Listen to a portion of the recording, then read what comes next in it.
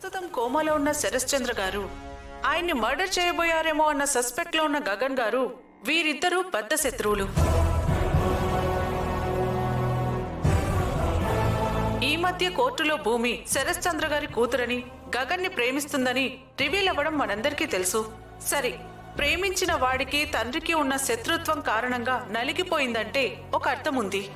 కానీ తండ్రిని చంపబోయిన వాడినే ఇంకా ఇప్పటికీ ప్రేమిస్తుంది. ఊరు చివర రహస్యంగా కలుసుకుంటుంది.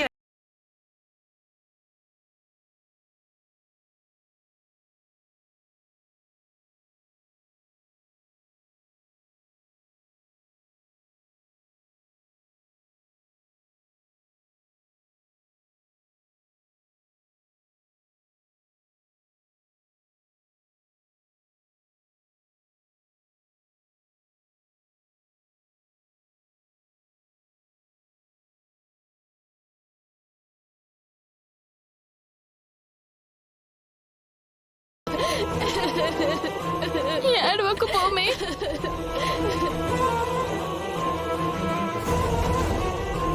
ఊరుకో అమ్మ భూమి, ఊరుకో. అయినా ఇందులో నువ్వు చేసిన తప్పేముంది?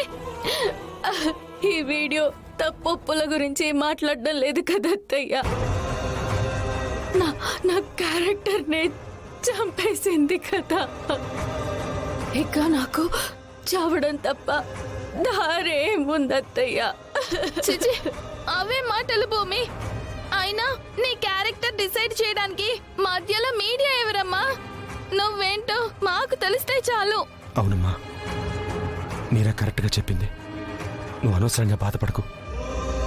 అయినా ఈ పాపిస్టి మీడియా రాత్రి నువ్వు కష్టంలో ఉండటాన్ని తెలుసుకోలేకపోయింది.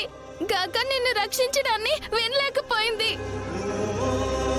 అసలు మీడియాకి ఏ పాపిస్టోడు ఉపన్నించారో ఏమో. వాడికి పుట్టగతులుండవు. వాడు మామూలు చావుడు. మీరా, ఇప్పుడు వాడి గురించి మనకెందుకు? అదేంటండి, అదేదో మిమ్మల్ని తిడుతున్నట్టు కంగారు పడతారు. పోనీ నాన్నే ఈ పని చేశాడని అనుకుందామమ్మా. సరే, ఏం మాట్లాడుతున్నారా? కాసేపు అనుకోనన్నా, ఎగ్జాంపుల్ కి చెప్తున్నాను. ఏదో ఒక విధంగా ఇది భూమి మంచి కోసమే అనుకుందాం. ఒరే, నువ్వు మరీ విచిత్రంగా మాట్లాడుతున్నావు చెర్రీ. భూమి పరువు తీయడం మంచి పనా? అది కాదమ్మా, భూమి అన్నయ్య మీదే కదా మీడియా పుకార్లు పుట్టించింది. వీళ్ళేం పరాయి వాళ్ళు కాదు కదమ్మా, ప్రేమించుకుంటున్నారు కదా.